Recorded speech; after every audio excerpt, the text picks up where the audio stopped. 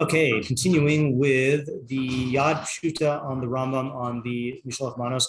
So he quoted us the Rabbeinu Hanan on the Gemara, and that's interesting. In a cup. Yeah, that's a Casa de Harsana. No, not really. Yeah, so he Megilah concluded. I'm gonna make this bigger. Yeah, roasted flour. Close. Puffed rice. Yeah. So he concluded by saying that why did the Rambam bring down all the? Why did Megilah bring down all these examples? Is Harishabu Dugmas Shub Gemara Yesh Gam Basar V'Gam Tavshav V'Gam Ochlin. What was that? Oh, sorry. Yes, Yad Peshutah. Yeah, both good Rambam people, but different. So it is funny because the Gemara does also mention wine, right? Yeah, unless you're going to say that wine is included in Ochlin. But Ochlin and Mashkin usually say. Chamra is wine. Okay. I'm pretty sure Chamra is wine. Chamar is like we say Chamar Medina. But I mean, I think it probably means fermented stuff. But I think Chamra is wine. Okay. Then he says Sheikhar is beer in in biblical Hebrew, I don't know. Right, like Yad Peshutah. Yeah, right. But sheikhar in the Gemara. In the Gemara, right. Is that not a thing? But that's not that's a Hebrew word though. Oh, okay. Right. I mean, so it's still Hebrew. Right. Yeah, Chamra is definitely an Aramaic word though. Yeah. V'halach Rabbeinu mina prat l'klal. So the Rambam goes from specific to general. Nachar Rabbeinu v'chein. Okay, so this is what I wanted to see. The Rambam used the word v'chein, right? So this is the v'chein that connects the Keta Chova Sudazo to the Mishloach Manos, and then he says Re'eh Hilchos C'iroבין Aleph Bi Ureinu Lashon Zeh. So let's look at this because we get some Yad Peshutah methodology here. So I guess in C'iroבין he says, and I don't want to delve into C'iroבין. Let's just read the Yad Peshutah here and see what he says, and then we'll look into this if necessary. V'chein adin. Haragil b'sifra shel Rabbeinu. So it's accustomed in the books of the Rambam. Yivakeach shish hevdel b'mashmaos bein habitu v'chein haravach me'od etzlo levein haniv v'chein hadin. Okay, so there's a huge difference between v'chein, which is very prominent in the Rambam, to the expression v'chein hadin. Okay. Kasher Rabbeinu Mona Kama Nosim Shadinam Shave Lagamre. So Ki Az Omer Hu V'chein Adin. So he's saying that it's the same exact halacha. He'll say V'chein Adin, which makes sense. Kach Kan Midin Torah Hetera Tilto B'chatzir Hu Muchlat Uvdiuk Kach Hu Adin V'mavoy. Okay, fine. We're gonna gloss over that. Aval Shona B'mashras Hamunach V'chein. Kfi Shekvar Ksianti B'Hilchos Yisodei Torah Hey Yud Dibur Maskil V'chein. So it means that there is a similarity in the subjects at hand of a lo shavin legamre, but they're not completely the same. Because there are details in which they differ. Shimush ze yesodo b'lashon hamishna shgamba ravachas tevas v'chein. So this is pattern after the Mishnah. Kach mefarish Rabbeinu Atmo b'pirsh Mishnah Sota Aleph Tes Amru v'chein klomar dimiyon hasachar loshu shave. So that's a good thing, right? V'chein does not mean it means similarly or likewise, but not exactly similarly. So what is he trying to get at here? Shekin. Chlal b'halachazo shtayim mechovos hayom suda u'mishloach manos aval ba'ot suda in kitzba harei shalom mishloach manos yesh kitzba. I don't know why he focuses on that detail. That whereas the suda doesn't have a set amount, the mishloach manos does. He's saying that they're both mitzvos hayom, but this one is open ended in its formulation, and this one has a set amount. Yeah, not sure. Okay, fine. V'chol hamarbe l'shloach l'rein. Lefia girsas Rabbeinu Hanana b'Gemara le'el harish Rabbi Oshia Amar Rabbi Yehuda Nasiya b'derech halatza shehushalach lo ko ma'at shezek in matnos aniim. So he was being sarcastic. Okay, so in that Gemara in Rabbi Oshia, the Rabbeinu Hanana version. Let's look at the Rabbeinu Hanana version again. Right, he said our version doesn't have this, but Rabbeinu Hanana's version says. Rabbi Yehuda Nasiya Shalach Rabbi Oshia Yarich Shal Eglad Shalishi Lebetin V'Kankan Yain. See, he says Yain. Shalach Le Kiamta Banu Rabbeinu Umatanos Levyonim. You fulfilled Matanos Levyonim. Klomar Nasinas Evyonim Nasata. You gave me a Nasina of Evyonim. Mana Achas So the Yad Peshutah is arguing that he was saying that in a derech halatza, in like a sarcastic way. Shehu shalach lo kol ma'at. You sent me such a little thing. Shezeh ke'im matanos niyim, that this is like matanos niyim. Ulfikach chazar v'hosif lo, and that's why he went back and added. That answers our question from yesterday, because yesterday we were saying he did give him 2 items, but he's saying that this is so small, like not befitting of your stature, that like it's like you're giving me matanos. I guess so. I mean, I don't know if a thirdborn. Yeah, you know what? Let me actually. I want to look at the art scroll and see if they explain what the significance of a thirdborn calf is. Maybe that works in a thirdborn calf. Yeah, the firstborn is like the best, right? Yeah. Yeah.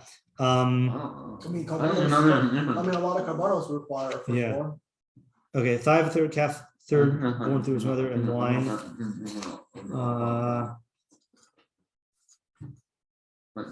Okay, so they don't take this.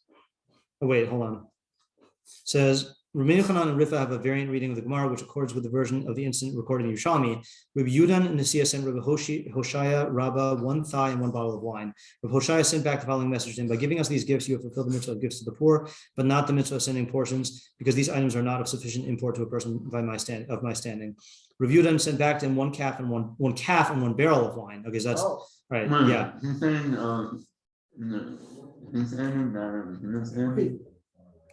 Say it again. That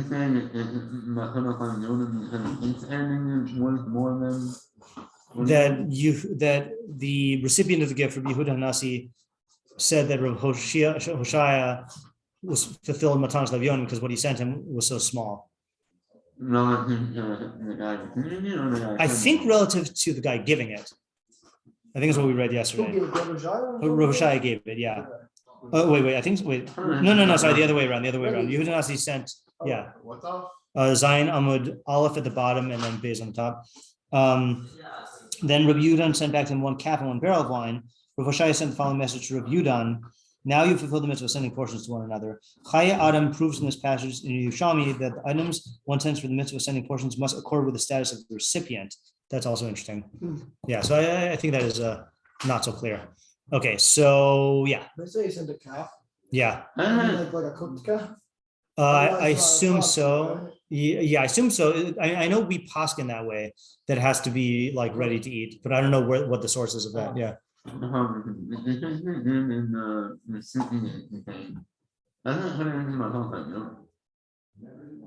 Sorry, say it again.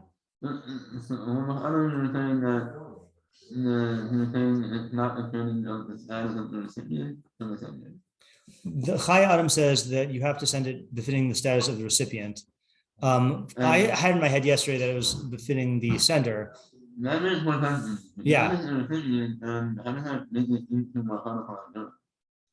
Right. Yeah. Right. Well, if we take the opportunity, he's saying he's just being sarcastic when he said that. Yeah. I mean, obviously, he couldn't have actually fulfilled what Matanos Levyon if he wasn't sending it to Rami, right? Yeah.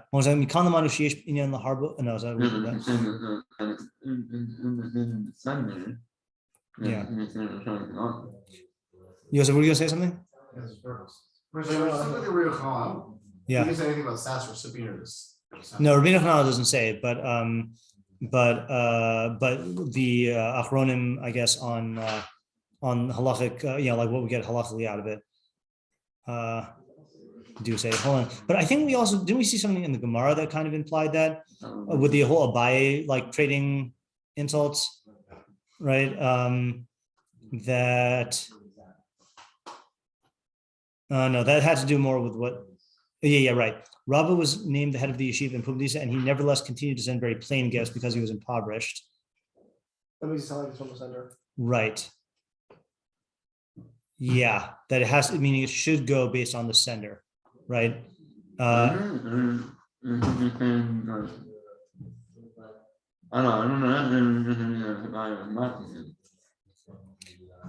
guess it depends on what tone you read for Avaya, right? That's interesting. Hold on a second. And I don't know if we really had anything from that. Yeah, I mean, the Rambam definitely doesn't bring it down. And it's funny because he does go out of his way to say with the Suda, has to be kfi asher timsa yado, right? That has to be according to your means. That's mashma that if you made a Suda and you're rich and you don't make a lavish Suda, then that's not really like a kim of, you haven't really been mekayim the mitzvah. I don't know halakhically whether you do it or not, but you're definitely not doing it Hilchos. Whereas he doesn't say anything of like kfi asher timsa yado by the Mishloach Manos. Okay, so then we had this question here. Right. So our question was, so it sounds like the more friends you send it to, the more meshubach it is, right? Not necessarily in the quality of the gifts. So let's see what the Yad Peshutah says. The figures is Rabbi Chanana, the Gemara Le'el, Harish Rabbi Oshia, Amar Rabbi Yehuda Nasiya, B'derech. Oh, we just read that. Okay, yeah, we just read that.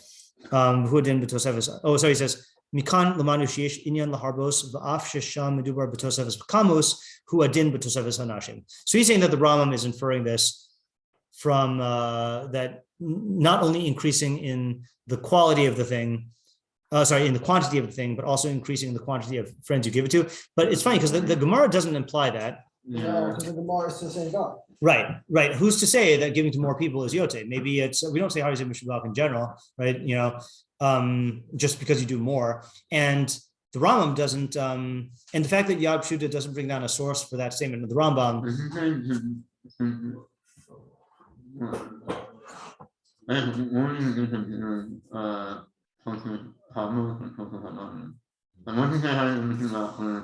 Well, maybe it's davka Mishloach Manos ish l'rehu. Maybe it's davka shtei manos leish echad. What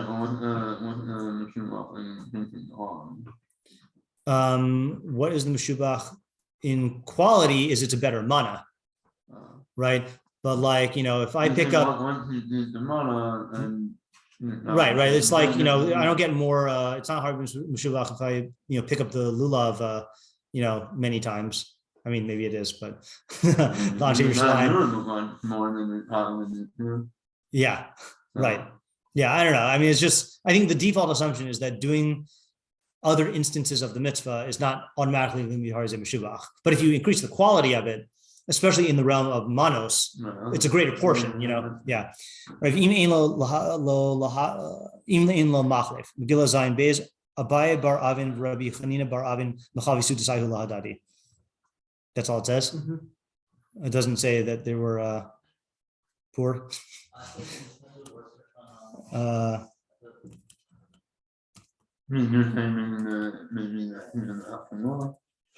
because the Rambam had ein lo, right? Right. Ein lo machlif chavero. The Gemara says Abaye bar Rabbi Chanina bar Avin Machshavah Lab. Sounds like they did even l'chatchila. Yeah.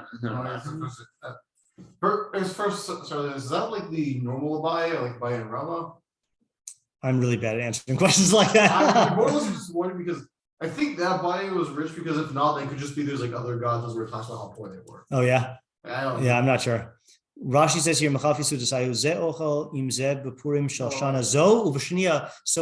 yeah, that's right. Yeah, so that is not what I would think of as, it's not trading pseudos. That's like trading off years. That's interesting. I don't know how that doesn't seem to be how. No. Yeah, that's how Rashi's doing it, right? Yeah, I mean that's harder to say that you're. I mean, first of all, this doesn't sound like a. It's not even clear what halachic address this is, right? But certainly from year to year, like halacha is like looking at what you're doing every year, and like it's hard to see. Yeah, right. Sounds to be just like continuation of this list of customs that they would do, right? Yeah. It seems like Rashi's focusing more on the shitah. Right. So according to Rashi, maybe he's not saying that right. Mishloach Manos. Right. Yeah. The other question is, where does the Rambam get the ein lo from? Now if you factor in like Yosef is asking about their, financial socioeconomic status, then maybe It's also I assume it would just be in part implied from you do it like the Yotze isn't that if you can do better than relying on someone else's Mishloach Manos for a Suda, you'd have to. It was Suda.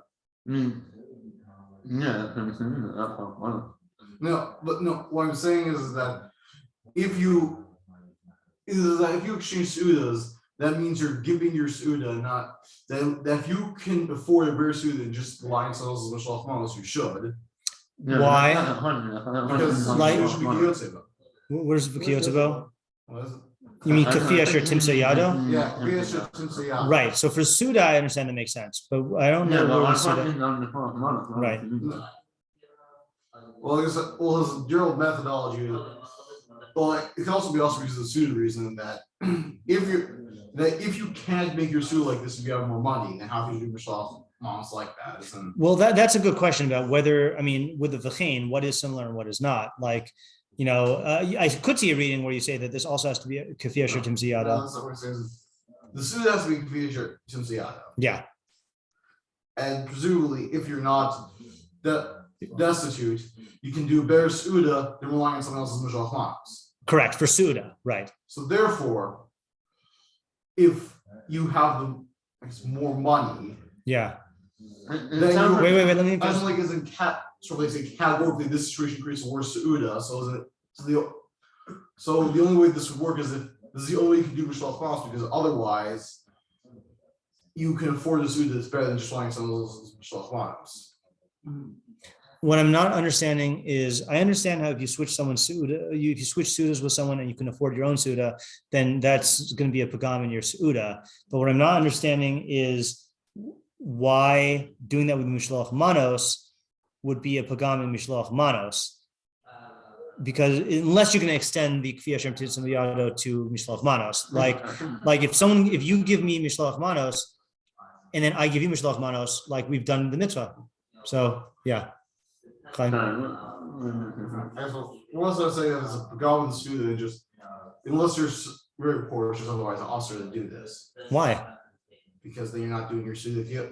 Oh, for the Suda, yeah, but for the this is a halacha Mishloach Manos. No, but in this process, it still involves the Suda. The only thing you might think is a problem in Suda, and there are that it's okay, it's not a problem. Yeah, but my only point,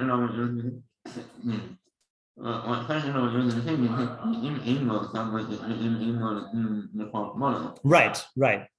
That's what I think also, right.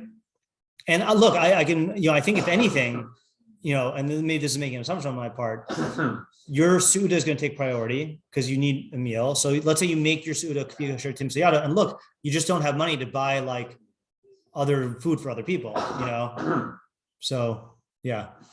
So we're also assuming that since this is both food in either case, if you have money for Mishloach Manos, you also have money for Suda. I don't know. Yeah, I'm not sure if we can make that assumption. Okay, let's do this. Let's. No, as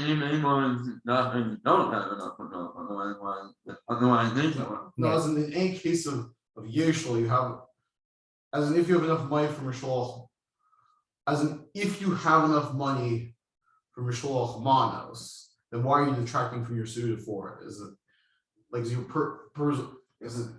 That's the point. If you're in low, then you detract. I don't understand. Yeah, I don't understand either.